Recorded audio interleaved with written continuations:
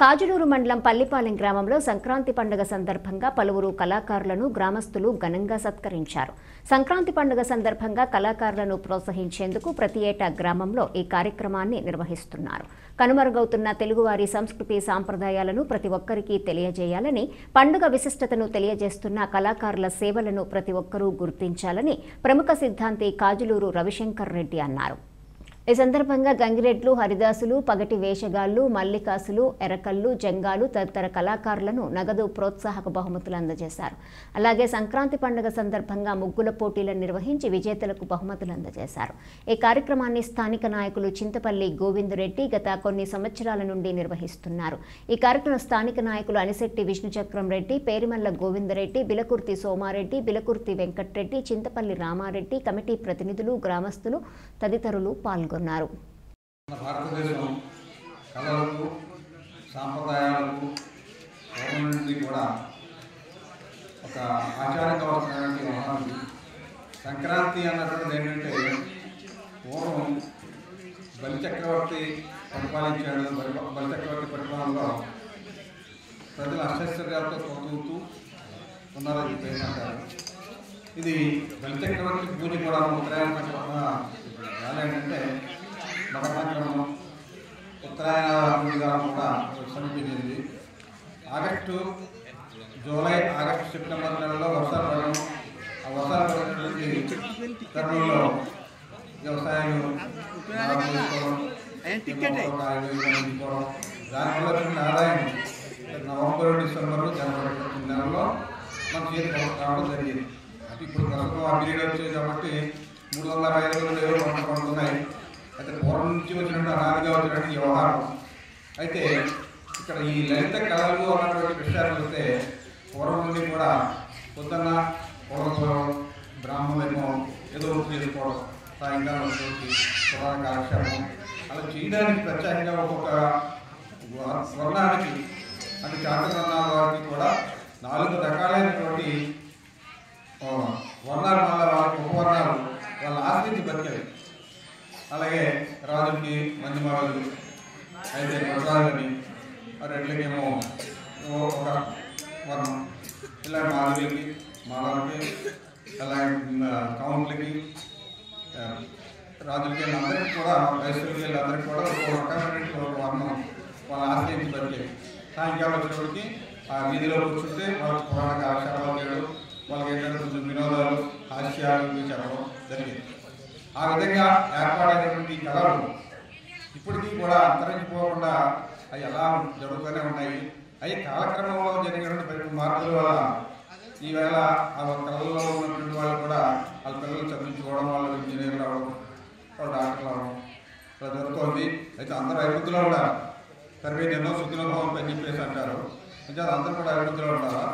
అయితే దానివల్ల ఏంటంటే కళ అది విస్తరించిపోతాయి.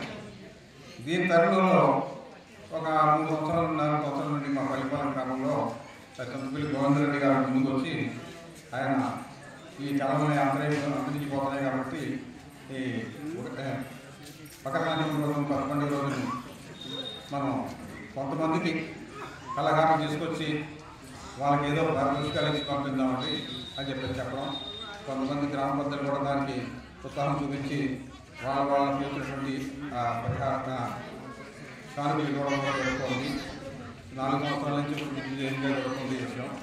ఇంకా చాలా సంవత్సరాలు ఎలా జరగాలని చేసి ఈ గోవిందరెడ్డి గారు ఈ ప్రోత్సహించినటువంటి ఈ కార్యకర్తలు వీళ్ళందరూ కూడా మంచి ఆరోగ్యాలు వాళ్ళని భగవంతుని శ్రీకాంతం కోరుకుంటూ ఈ కార్యక్రమం వచ్చినటువంటి పెద్దలందరికీ కూడా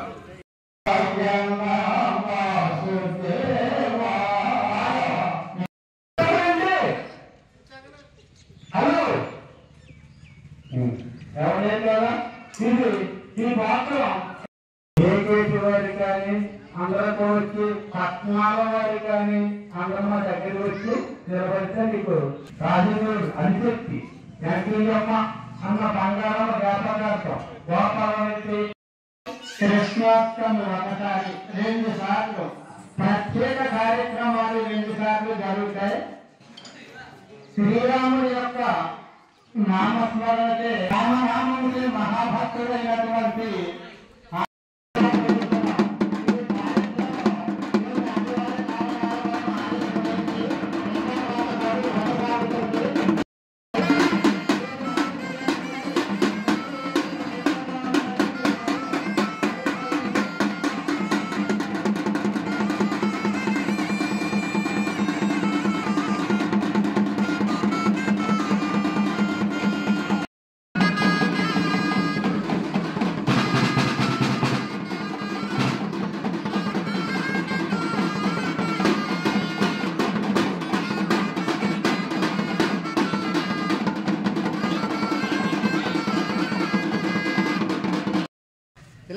నేమ కలవ సంకరాజ్ కట్టపండి సోమవారం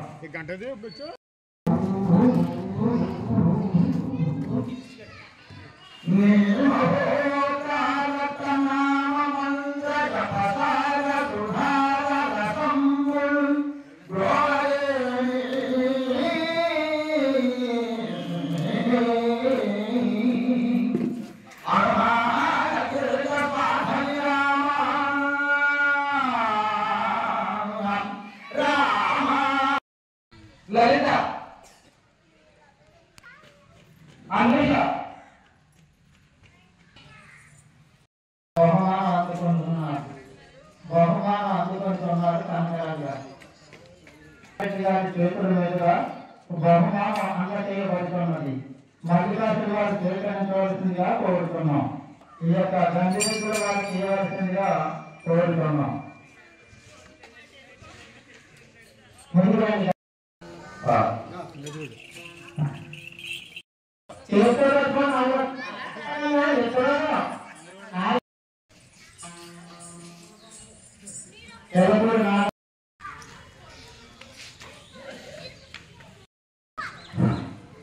రామారావు కంపెనీ నంబర్ గారు అత్యధిక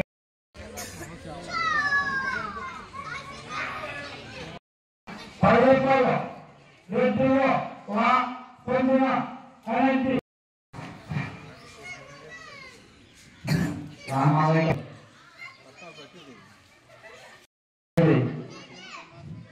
అది రామ 10 రూపాయలు రెడ్డిలో పొందిన అనేది రామారావు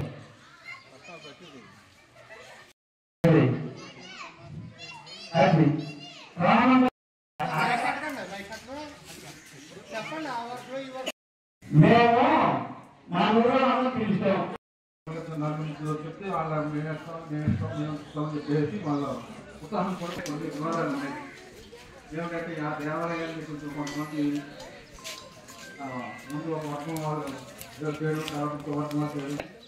ఒక గ్రామ దేవతకి ఒక అధిదేవత అంటే ఈవేళ మనకి వినలేని బండి లేకపోతే ఒక కారు శుభ్రం చేసుకుంటే మనకి ఎదురు దోషం చెప్పేసి అన్నట్టు కాలు వేసుకుంటే ఉప్పు పెట్టడమో లేకపోతే దండ వేయడమో జనులు కూడా మనం తల్లిదండ్రులు వెయిట్ చేసుకుంటున్నాం.